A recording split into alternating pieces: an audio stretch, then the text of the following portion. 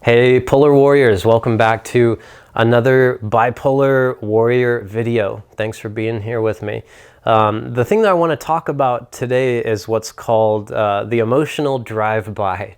And I'm totally guilty of doing this. There's a lot of people that I know that unfortunately end up doing this to me, whether it's coworkers, friends, family. And in a lot of cases, I really love being there for people. It's in my nature. That's why I'm making these videos. You know, it takes a lot of time and effort, but I really get a lot of satisfaction out of helping others. And so sometimes when we're really helpful people, or we have that helpful nature, we end up taking on a lot of other people's negative energy because they know that they can call you and do the emotional drive-by. That meaning kind of like just driving by and unloading everything bad that's happening in their life on you. It could be, you know, oh my God, the sky is falling, I'm crashing, I'm depressed, I'm just having the worst day, drama, here, you take it. It's like, you know, that just unloading on people. And there's a time and a place. Like, you know, everybody needs to vent and everybody needs to have friends to talk to, especially if you're bipolar. You know, if you don't have a counselor, you might have that one special friend, or hopefully at least you have somebody that you can unload on, you know, sometimes, and that they can take it. The emotional drive-by that bipolar people do can be really, really hard for friends and family members to take, especially when it's all the time. So something I want you to think about is, how often do you call your friends? And when you do, what do you talk about? I mean, how often do you call your friends just to say, hey, I really care about you, I hope you're doing good? When I'm manic, I don't think about that. I'm so focused on my own world and what I'm doing and what's going on inside of me, and just taking over the planet and my next tangent, my next hobby, things like that. That's all I can think about. I don't think, wow, you know, I've got all this great energy, maybe I should use it towards, you know, give some back to the people that have taken so much of my negative energy. So bipolar people end up losing a lot of friends, a lot of friendships, and they don't even realize it because they do the emotional drive-by all the time. I know in the past I've had partners or friends that have told me, you know, I just can't take this. I can't take the constant negativity. And it was a big wake-up call, because me being a people person and really caring a lot about what my friends think, or unfortunately thinking maybe too much about what other people think about me. When somebody says, you know, I just can't handle you,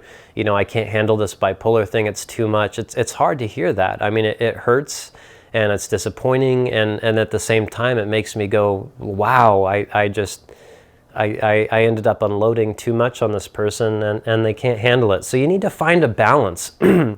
When you're feeling, you know, really bad, it's great to reach out to somebody, but remember those special people when you're not crashing, and call them and just, or send them even just a text message and say, you know, how are you doing today? Are you doing okay? I'm thinking about you, you know, instead of just when you're crashing, because it gets really old. It gets old for you if you're the person on the receiving end of that, and it gets old for people that you really care about, that are in that precious support group of people that you need to keep. So I highly recommend being a little more aware of that. You know, do it today. If you haven't messaged any of your friends in a while that are there for you, and just said, hey, I hope you're having a great day today. I care a lot about you. You're awesome. Thank you so much for always being there for me. Or even recognizing, say, hey, I know I'm not the easiest person to be around, or the easiest person to talk to sometimes. So, you know, you need to bridge that gap. Otherwise, you're going to keep burning out relationships again and again and again by the emotional drive-by. Now, on the flip side of that, you also, as being bipolar and getting into triggers, which is a huge subject, and we're going to talk extensively about many different types of triggers.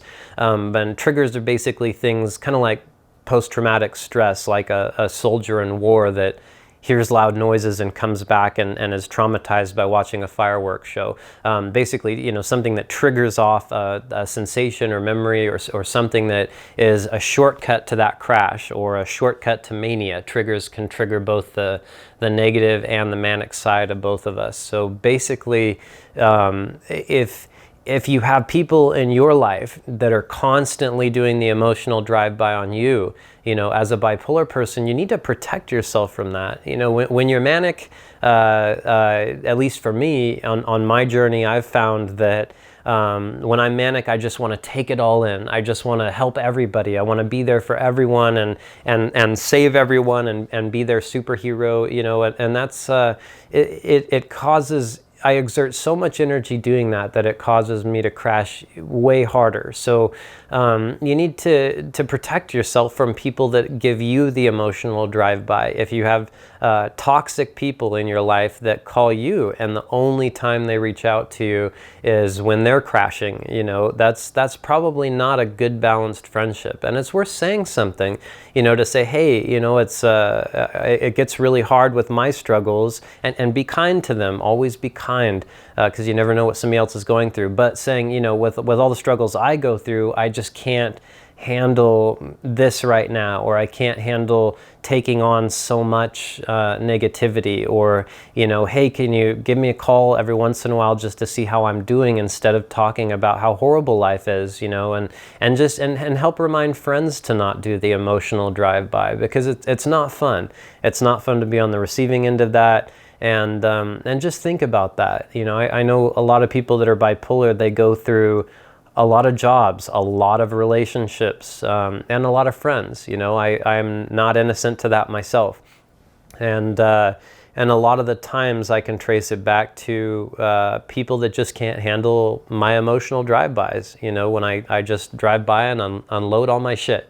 So if you can, add that to your tool, or your arsenal of tools, and be a little bit mindful of that. The next time you think, oh my God, life's horrible and I'm going to call somebody, be a little more sensitive to, maybe how often you do that.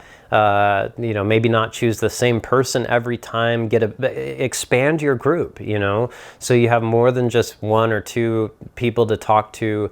If it's a counselor or somebody that's paid to take the emotional drive-by, I mean, God bless counselors. I don't know how they do it. I don't think I could handle dealing with emotional drive-bys for 8 sessions a day, 5 days a week. I don't think I could do it. But if you have a professional, then that's kind of what they're there for, and that's and that's a different topic. But when it comes to your friends, your family, your loved ones, and especially your partner, be sensitive to how often you're doing that. How often you're unloading on people, and it could even be just changing up how you unload on people, instead of being so loud or aggressive, like, I'm so pissed off right now, I can't handle this effing sucks and that effing sucks.